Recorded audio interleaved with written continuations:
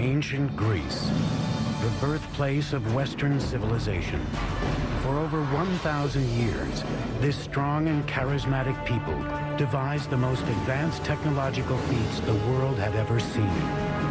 So you have the appearance of a new generation of thinkers, and you have a reason to build things, to understand nature, to create technology. Feats of engineering so amazing, the ancients believed they had been built by the gods. One thing that we should really wonder is how on earth these people managed to lift these truly huge, gigantic stones. These technological wonders were fueled by leaders whose thirst for greatness united a people and launched them to the heights of empire. But this brilliant burst of culture and creativity would fall victim to savage battles that pitted brother against brother. A duel to the death that would lead to the end of a golden age.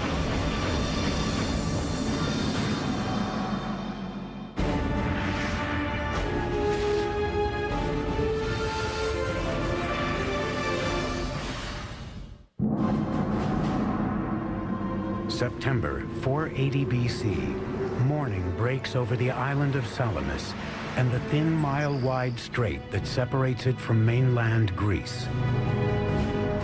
The calm sea provides no hint of the great battle that is about to begin here. By day's end, the Mediterranean will be flowing red with blood. At stake is nothing less than the future and independence of Greece, a country of islands and city-states which lie just outside the reach of the greatest empire in the known world, Persia. Persia was the world superpower of its day. Enormously wealthy, enormously self-confident, the greatest multi-ethnic, multicultural empire the world had seen. A Persian invasion force of epic proportions is on the horizon. As many as 700 ships carrying 150,000 warriors determined to add Greece to their empire. But one Greek is poised and ready for battle. His name is Themistocles, an Athenian admiral and statesman who has been preparing for this moment for years. But going up against Persia, the world's greatest superpower of the time, would be no day at the beach for Themistocles. Hello, I'm Peter Weller. First of all, the Greek naval fleet was outnumbered 2-1. Second of all, Themistocles faced the almost insurmountable problem of trying to unite a completely disparate and contentious group of warriors into one command. You see, the good news about the civic development of ancient Greece was the city-state.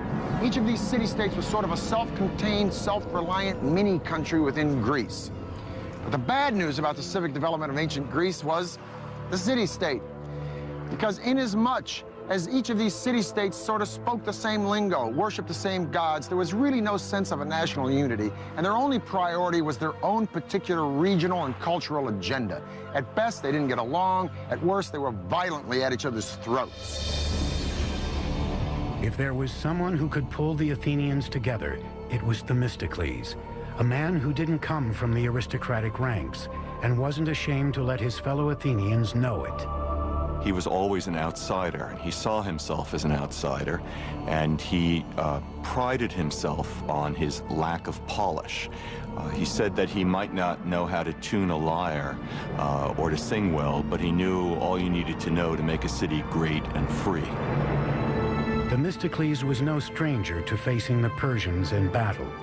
10 years earlier, a smaller Persian force had invaded Greece for the first time and fought the Athenians and her allies at Marathon. Now Themistocles would bring that experience to Salamis and focus his strategy on a fatal flaw he detected in the Persian war machine, their navy. He understood that the water was not the Persians' natural element. Persia was a land power. In fact, Persian religion considered salt water to be demonic. Themistocles wanted the Greeks to build a navy unlike any the world had ever seen.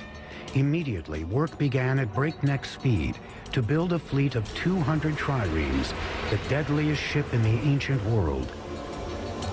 Trireme's about 130 feet long. It's light and sleek, and it's tipped with a wooden ram covered in bronze at the water level, and that is the offensive weapon of the trireme. Might think of the trireme actually as a guided missile.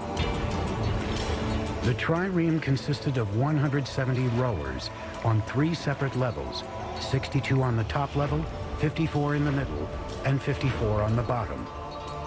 On the lowest level, rowers were seated so deep in the ship that their oar ports were just 18 inches above the waterline. So you have a ship, a wooden ship, that is powered from the oars. It can go up to 8 knots, or 9 knots, which is an amazing speed for the ancient world. And it can attack like a missile. And the rowers, of course, have to learn how to work as a team. They have to learn to row together in unison, which is an easy thing to begin to do, but a very difficult thing to master. The Themistocles fleet of triremes was finished in just a few years and in the nick of time. In the spring of 480 BC, Persia launched a massive invasion of Greece. Themistocles knew that the Persian fleet outnumbered the combined Greek fleet by almost 2 to 1. So he devised a simple yet cunning plan to keep the Greeks together and level the odds. He had to turn a disadvantage into an advantage, the fact that he had fewer ships than the Persians. So he had to lure the Persians, if you like, into such a battleground that they could not advance the whole ranks. So he can actually concentrate their power and strike it. So the best place that he could do that was at the Straits of Salamis. Themistocles would devise a ruse to lure the Persian fleet into the narrow straits of Salamis. Themistocles was a very cunning man, a great trickster. Themistocles knew that the Persians preferred to win battles through diplomacy, through intimidation, and through buying traders. On the eve of the battle, Themistocles sent a trusted servant across the straits to the Persian camp. The servant played the role of a traitor, telling the Persian king the Greeks were in disarray, and if the Persians sent their ships in the night, they could surprise the Greek navy in the morning. The Persians took the bait.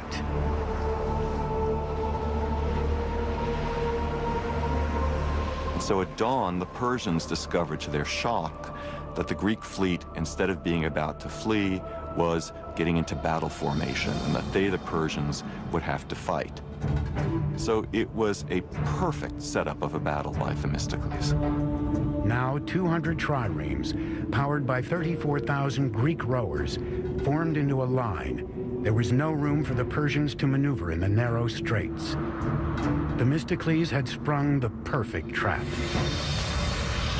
The attacks raged all day long as the Greek triremes encircled the Persian ships, then pounded them with their forward rams. And the Persian officers died in unusually high proportions. The battle was so confused, chaotic, and unnerving that at the end of the day, the Greeks weren't even sure that they had won. But thousands of lifeless enemy bodies on the shores of Salamis revealed a decisive Greek victory. Some historical sources claim the Persians lost as many as 200 ships to the Greeks' 40. Any Persians that didn't drown were slaughtered by Greek soldiers waiting on shore. Had the Greeks not won the Battle of Salamis, the Greek civilization, or ancient Greece, its values that we all share in our today's world, may never have been there. After the stunning victory at Salamis, Themistocles was hailed as a hero, but his personal ambitions and greed began to add to his many political enemies. It was only a matter of time before the rage of the assembly boiled over. Athens at this time had a practice called ostracism, an annual unpopularity contest, in which the people would vote for the politician who they felt was most disruptive, most dangerous to the political process, and they would exile him for 10 years. In 471 BC, Themistocles was ostracized. In a stunning irony, he was forced to embrace the enemy he had fought so hard to defeat. He would never see Athens again. Amazingly, he was forced to flee to Persia itself, where he found refuge, and he ended his life speaking Persian, working as an administrator for the Persian king, helping the Persians govern Western Asia Minor. Themistocles had played his part in an epic story of Greek power and achievement that looked to a glorious past for inspiration. The legendary tales of the gods and heroes told in epics like the Iliad and the Odyssey. The stories may be myth, but the engineering achievements of these Greek ancestors were very real and still stand today. In the Greek city-state of Sparta, boys began their military training at age 7.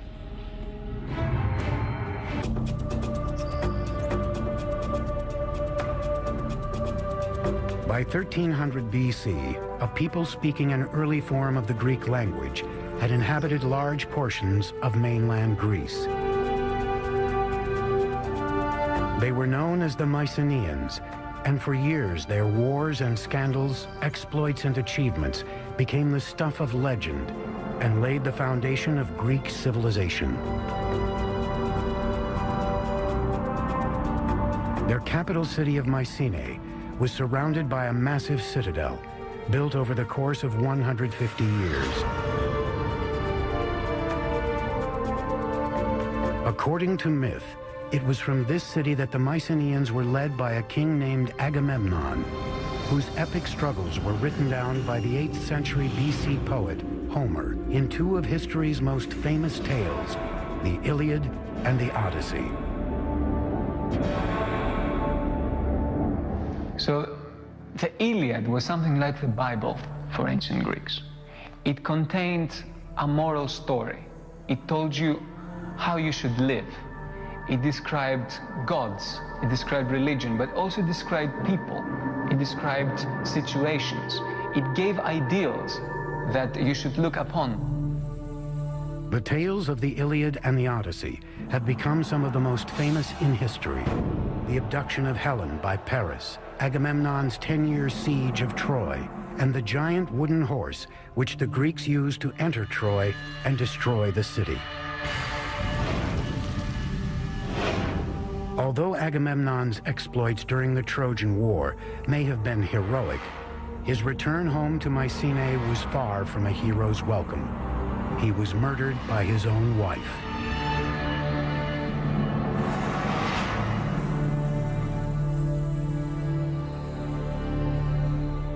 Scholars have debated for centuries whether or not Homer actually penned the Iliad and the Odyssey, or whether he just collected the folk tales of song, or whether he had anything to do with them at all. But if the ancient Greeks came back today, they'd scoff at this pithy harangue. Because of the ancient Greeks, Homer wasn't just some top 40s folk singer, nor was he the best-selling hack writer of some piece of pulp fiction. Homer was an historian. And these legends weren't the bedtime stories to be whispered to the kiddies before the oil lamps were blown out. These were accountable facts.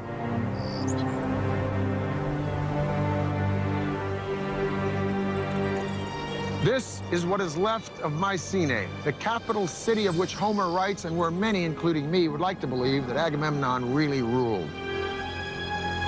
These ruins show us that not only were these early Greeks master builders, but they were capable of some amazing engineering feats.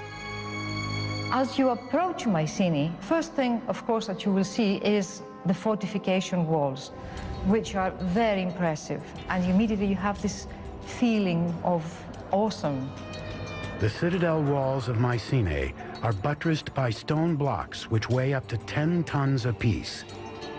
They were engineered with such precision that each stone fit perfectly in place to its adjacent block. But for awe-inspiring visuals, nothing in Mycenae comes closer than the colossal main entrance to the citadel, the Lion's Gate. This is the Lion's Gate, the main gate to the citadel of Mycenae. It is one of the most stunning structures of all of early antiquity. It is an imposing piece of symbolism. It is an imposing piece of engineering. Two lions standing fully upright, their paws on the base of a column. Their heads, which are missing, would be turning outward. Anybody approaching this gate would know that Mycenae stood for one thing: power. Structurally, the gate looks to be a standard engineering practice of post and lintel construction. These vertical elements here, these massive piers, are the posts supporting the lintel, the horizontal element, which weighs about 12 tons. But it is above the gate where the lions live that the engineers took it one step further. If you look at this triangle of indented stones right by the lions, it develops an element that we call the corbelled arch. Suppose you have these 4 stones, and instead of piling them up, you try to create an opening from that side, and you steal a little bit of space by putting them this way. This is cobbling. If we are a little bit more ambitious, because this is not sufficiently large, and we try to displace further these stones, still in corbelling, then we are running this risk that this is falling down. So what is the little trick? It's simple. You start putting counterweights behind each of these corbelled stones. Now, this triangle, first of all, we should say that this is a true Mycenaean innovation. This is something that we see for the first time, most probably worldwide. So in that sense, we are looking at something that's very innovative, very new. The Mycenaean engineers took the corbelled arch one step further. They applied the idea to create a revolutionary interior space called a corbelled dome. The dome was used in only one kind of construction, a tomb. Like the Egyptians, the Mycenaeans built incredible structures to house their leaders in the afterlife. These tombs are called tholos. Their construction departed from anything the Mycenaean engineers had ever done before. I mean, the circular form is completely absent in the architectural minds of the Mycenaeans. The Mycenaeans work with straight lines and right angles. So the circle is just for this kind of structure. So that makes the impression and the symbolism of the circle as related to death even stronger. Building a tholos was a giant engineering feat. The first step would have been to hollow out the side of a hill.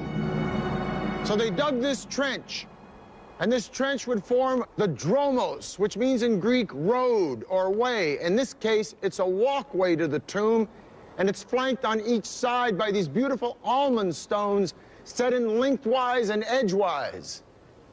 Now, 3,200 years ago in 1200 BC, a visitor approaching would walk down this dromos, and then he would be confronted by an unbelievably magnificent and stunning sight, this massive doorway.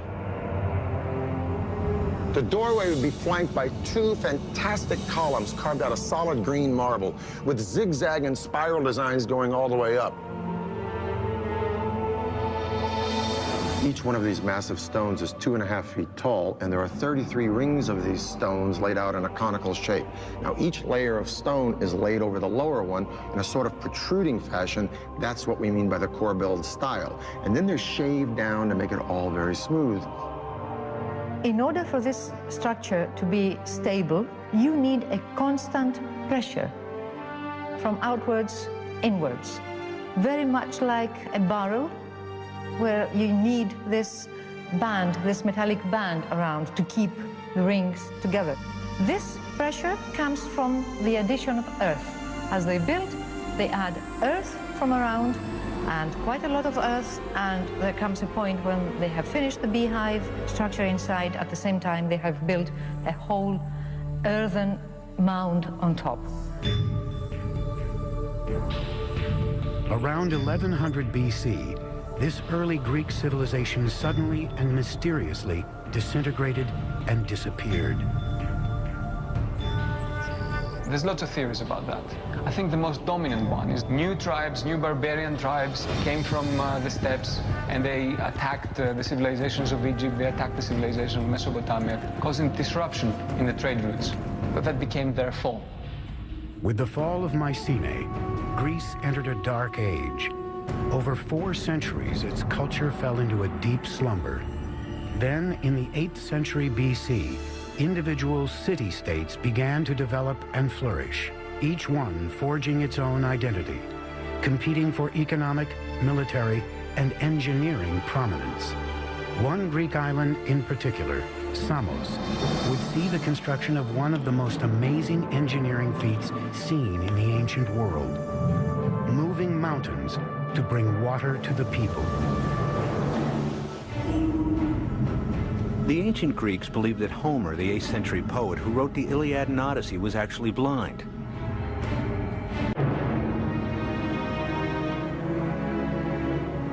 Sparta, Athens, Corinth, Thebes. These are just a few of the more than 100 city-states that emerged all around Greece 400 years after the disappearance of the Mycenaean civilization. Before the advent of democracy in Greece, many of these city-states were led by a single ruler, called a tyrant in ancient Greek. Around 540 BC, a tyrant named Polycrates came to rule over the island city-state of Samos in the eastern Aegean Sea. He was quite a player on the international scene. He made tactical alliances, not just with the Persians, but also, for example, with the Egyptians. He was an ambitious figure. Polycrates saw that the path to power for an island like Samos lay through the sea. He built a fleet of 100 triremes, terrorizing neighboring city-states and taxing ships that passed through the surrounding waters.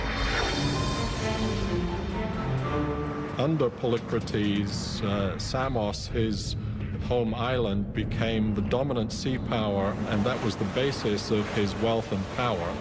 With his newly found riches, Polycrates built up defensive walls around his capital city and set about to solve a problem that plagued many cities in the arid Mediterranean climate: drinking water. Samos was a very, very important and powerful city. They were needing a lot of water, and they were short of water. There was a plentiful spring available, but it was separated from the city by the 900-foot-high Mount Castro. Somehow, Polycrates and his engineers had to figure out how to connect the city and the spring. Running an aqueduct around the mountain was not an option. You could construct a water supply system around the mountain, but the first thing a besieging enemy would do to cut off that water line, and there you are with your wonderful fortification, with your wonderful new walls, and you're drying out. The solution required thinking outside the box. Polycrates turned to an engineer named Eupalinos. Eupalinos came up with a solution that literally meant moving a mountain, a tunnel running straight through Mount Castro. It would be a huge project and a lengthy one. The time needed for such tunneling should be enormous. Therefore, the decision was taken to drive tunnels from both sides. This is a mathematical and a technical problem. Like the engineers of the modern-day Channel under the English Channel, Eupalinos dug tunnels from each side of the mountain until they met in the middle. To succeed, Eupalinos would have to be sure that each tunnel started at the same vertical height on opposite sides of the mountain. The tunnels also had to match up on a horizontal plane. Otherwise, they would pass each other like ships in the night. Without sophisticated surveying equipment, it was a remarkable challenge for an engineer to take on. One theory involves a short walk around a large mountain. By forging a path from the spring to the city in short perpendicular lines, Eupalinos could measure each small length in order to calculate two sides of a right triangle. With two known sides of the triangle, the hypotenuse became the path of the tunnel through the mountain. What made this prodigious feat of engineering even more amazing is that it involved not one tunnel, but two. The main tunnel was dug at a height and length of about 6 feet by 6 feet, but was only used as a workspace to dig a second tunnel, adjacent and below the main one. That would serve as the actual aqueduct. While the work tunnel was dug on a straight plane, the aqueduct tunnel was dug along the side and below. This second tunnel needed to be angled on a slight gradient to allow the water to flow gently downward toward the city. It was a matter of life and death in the dark and dangerous bowels of the mountain. Once they were in the mountains, The difficulties must have been paramount because rock may be moving in unpredictable ways. Water may all of a sudden splash up and cause havoc. This was probably a constant danger. Apart from that, it was dark and needed to be illuminated, and you needed to constantly know where you are in order to keep your line straight. After slight adjustments, the two crews met in the middle almost exactly where Eupalinos had originally determined. The floors of each tunnel connected with only 24 inches difference between them, a discrepancy of less than 1/8% of the tunnel's 3,500-foot length. This stunning engineering achievement may have been the shining moment of Polycrates' reign, but his political fortunes would not prove so bright. The Persian governor on the coast of Asia Minor decided that that degree of autonomy that Polycrates enjoyed was unsuitable to the development of Persian power, and he was arrested and brutally tortured and crucified. Polycrates was just one tyrant among many who ruled the city-states of ancient Greece between 800 BC and 500 BC. The rule of the few over the many was the only form of government humans had ever known, but that was about to change. The city-state of Athens was going to change the course of world history. The visionary leader who would make it happen was named Pericles. His legacy would be an everlasting monument on the Athenian Acropolis that rose above the clouds. An amazing piece of precision engineering called the Parthenon.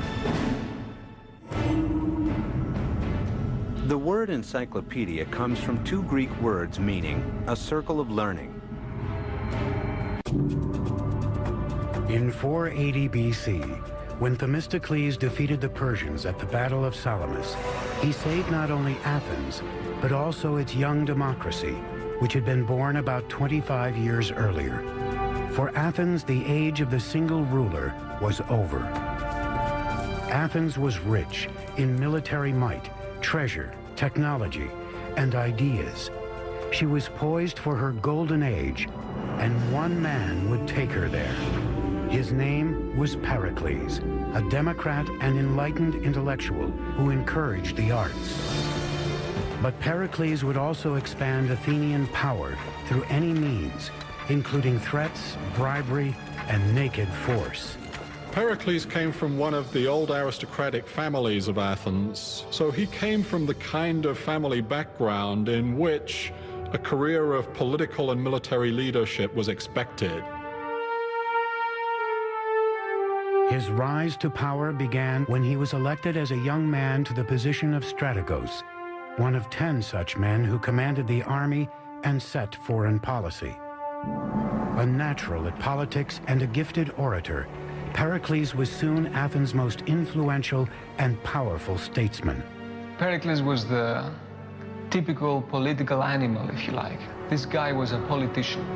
He was able to speak and convince. He was completely dedicated to what he did. Pericles became leader of Athens in 461 BC. Thanks to the fleet of triremes Themistocles had built, the Athenian navy held unrivaled power in the eastern Mediterranean. But despite the defeat of the Persian Empire at Salamis, the threat of another invasion was always looming. In 478 BC, Athens, together with the city-states of the Aegean, formed a mutual defense alliance called the Delian League, the ancient world's version of NATO.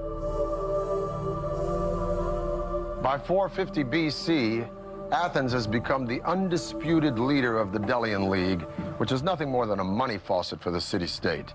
But Pericles, as undisputed leader of Athens, finds ways to put this money to the best possible use by building massive public structures that best reflect the grandeur and magnificence of Athens. Now, legend has it that Poseidon, god of the sea, and Athena, goddess of wisdom, each came to the Acropolis to compete for the patronage of the city, the outcome to be decided by the inhabitants. Poseidon struck the ground with his trident, and up popped a spring. Athena struck the ground with her spear, and up came an olive tree, which not only suggested sustenance for the Greeks, but a possible outlet for a commercial venue. Thus, Athena became the patron goddess of the city. Over the centuries, there were several temples to Athena, most of them destroyed. But we leave it to Pericles to give the world the most remarkable piece of architecture in all of Greek antiquity, the Parthenon. Pericles decided to rebuild the Parthenon on the Acropolis, using the crumbling foundations of an older Athenian temple. It would take thousands of laborers and skilled craftsmen to create this magnificent temple, and it would cost more than any building the Greeks had ever engineered, 30 million drachmas. In our terms, billions of dollars. That's an amazing amount, but keep in mind that was a huge state enterprise. Construction on the gargantuan building project began in 447 BC. The Parthenon was to be about 2/3 the length of a football field. Its outer dimensions, 228 feet long by 101 feet wide. The first challenge was to cleave the marble from a mountain quarry 10 miles away. In all, about 30,000 tons of the fine white stone would be needed. In the quarry, workers used the natural cracks of the stone to separate giant marble slabs from the mountainside. The first step is to locate these cracks and calculate if this piece of marble is sufficient for my specific purpose. The second step is to put within these cracks both horizontal cracks and vertical cracks, wedges, iron wedges. Why?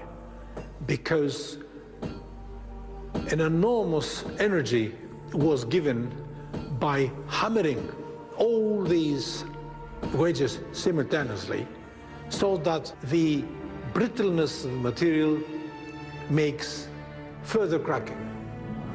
Once the giant slabs were ready, gangs of men used levers, ropes, and pulleys to maneuver the marble and prepare the stone for transportation to the Acropolis.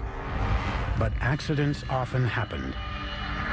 There was an enormous risk that this big block would slide further on, killing people underneath. But cutting and transporting the marble from the side of the mountain was only half the battle in the construction of the Parthenon. Engineers now had to answer the question of how to lift these 10-ton marble behemoths and erect the greatest temple the world had ever seen. No medals were awarded in the ancient Olympics. A winner received an olive wreath on his head. July 447 BC. Construction began on a magnificent temple on the Athenian Acropolis. The Parthenon was the vision of Pericles, a dynamic and ambitious leader who would take Athens into a golden age never before seen in ancient Greece. It was a statement. We are the most powerful city. We are the cauldron of democracy and free thinking. We have the best people, we have the best army, the best navy. We are the leaders. The Parthenon would differ from most temples of the day, which consisted of a hexa-style construction, featuring 6 columns on one end and 13 on the side. The Parthenon would be a larger octa-style, with 8 by 17 columns. That makes the building very different because they all have basically the same proportions. When you make them larger, you simply scale up everything. To make it wider was to give it an extra dimension. The columns provide the main support for the structure. Each column consisted of 11 separate drums, stacked one on top of the other like checkers. They were carved so that they would perfectly fit when laid together in a column. To do this, the top of each drum was divided into 4 concentric circles, with each ring either smoothed or roughed out, depending on the amount of grip needed to interlock with the next drum. In the center of each drum, masons cut a rectangular notch measuring about 4 to 6 inches square and 3 to 4 inches deep. Carpenters then inserted wooden plugs into the notches, which served to align and center each drum with the one above it. The next challenge was in lifting the enormously heavy drums, especially those for the upper sections of the columns. A single column of the Parthenon could weigh between 63 and 119 tons. A crane is an extremely simple device. You have just a boom, and then you have a series of pulleys, which, as we know, just give you the possibility of taking up a weight of, say, 10 tons by pulling down only 100 kilos. Engineers attach the stone to the crane in one of several ways. The method most often used was to tie the end of the rope to the top part of a metal S-hook, fasten shorter ropes to the bottom of the hook, and then loop these around small protruding knobs called bosses that had been left uncut from the marble for this very purpose. Typically, 4 bosses would be left surrounding the drum or stone block, evenly distributing the force needed to hoist the object. The walls enclosing interior spaces had to be laid down with extreme precision, since the builders did not use mortar. To hold the ends of each block together, builders hollowed out the ends in a double T design. Then iron rods were inserted to clamp them together. After the columns and blocks were put in place, the bosses used to lift them were chipped off and smoothed over.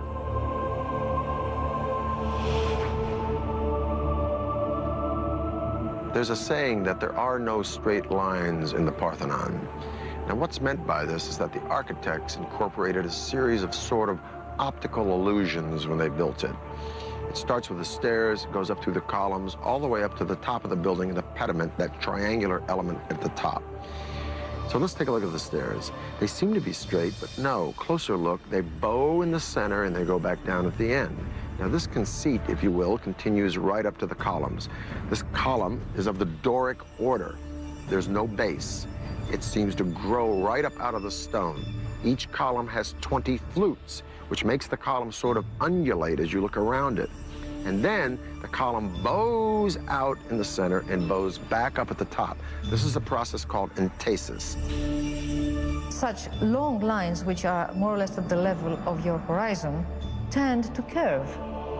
So in order to extinguish this effect, they curve them the other way. So the result, again, is more harmonious, and you see it as being straight. Because if it was all straight, perfect, right angles, then you will see it like that. The Parthenon's main function was to provide shelter for the monumental statue of Athena. Parthenon was an extremely expensive building, but the statue inside of it was almost equal in cost to the building itself, if not even more expensive. Athena's statue was about 10, 11 meters high. That means 32, 35 feet or so. And it was of the materials gold and ivory.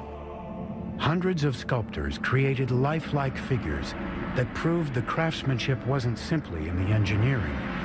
The most famous carving in the decoration of the temple is the frieze running on the interior walls of the Parthenon. It was carved in a low relief, just inches off the stone, and depicts the Panathenaea, a celebration to the goddess Athena held in Athens every 4 years. What survives on the side of the Parthenon today are the white marble remains of the building. In antiquity, not only the sculptures, but also many other parts of the building were richly decorated with paint. But not every citizen was enthralled by the Parthenon. Some saw Pericles' pet project as an Athenian eyesore and simply a monument to his own glory. Now, many Athenians hated the Parthenon, the temples. They thought it was disgusting. They thought it was terrible. Plato didn't like it at all. For many Athenians, when they saw in their holiest of holies, if you like, those new buildings coming up, buildings that had incorporated novelties, buildings that were making a break from the past. The whispers of discontent in Athens weren't limited to the Parthenon. As Pericles continued to expand Athens' domination, his rivals began to conspire against him. Soon they lashed out and attacked his close associates. At the top of the list was an elegant and educated woman named Aspasia, a member of the elite Hetairae social caste and Pericles' consort. The Hetairae were high-class courtesans, often compared, for example, to geishas in Japanese culture. Hetairae moved in the top circles in Athenian and Greek cultural life. In classical Athens, a woman's role lay under the dominion of men, but Aspasia was the exception to the rule. Pericles treated Aspasia as an equal, and his consort quickly became part of the Athenian elite. But they became a well-known couple, and to the sort of astonishment and some scandal of the Athenian people, Pericles was even to be seen actually kissing Aspasia publicly. And of course, public displays of affection were not anything that one expected to see in classical Athens. By 432, after nearly 15 years of construction, the Parthenon was completed. This temple to Athena did just what Pericles wanted. It advertised the power of Athens to the world. Ironically, the supremacy the Parthenon symbolized was already waning, and Athens' longtime enemy Sparta was on the rise.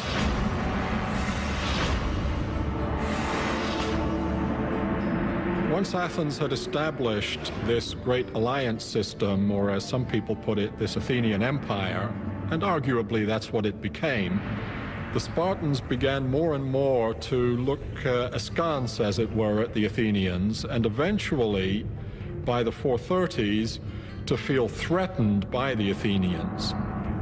In 431 BC, Sparta moved on Athens. For 2 long years, Athens held out against the Spartan siege. But Pericles' shining city was about to come under attack by an invisible enemy. After a couple of years, because of the overcrowding in the city of Athens, disease that seems to have come originally from the Near East attacked the Athenian people. It's known as the Great Athenian Plague. Large numbers of Athenians died in this plague. Pericles, now in his early 60s, survived the plague, but was physically weakened and bore the brunt of the blame for the city's misfortune. In 429, with plague and war overshadowing his beloved city, Pericles died.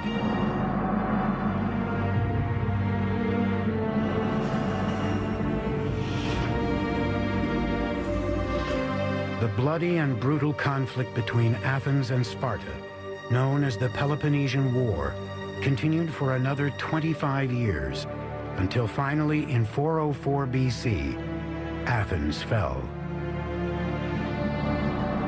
With the end of the Peloponnesian War, the time of Pericles and the dominance of Athens was over. Great marvels of Greek culture and Greek engineering would live on. And the irony was that the two men, the two purveyors of the fantastic legacy of classical age of Athens, were not Athenians at all.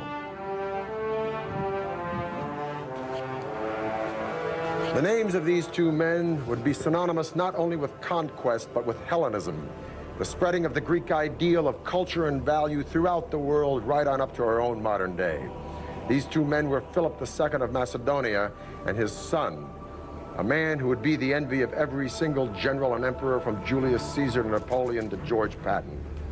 A man who would traverse most of his known world in his short 33 years, that student of Aristotle and self-proclaimed God, Alexander the Great.